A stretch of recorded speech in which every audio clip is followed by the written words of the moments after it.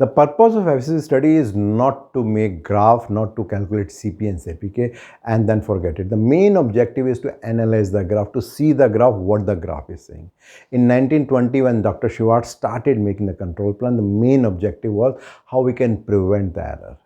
And when we do that, it improves the quality, it reduces the cost, and it enhances the productivity.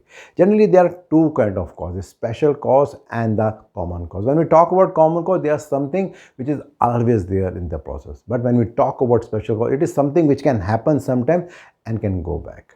And whenever you're talking about variation, there are 6 different kinds of variations: man, machine, material, method, measurement, and Mother Earth.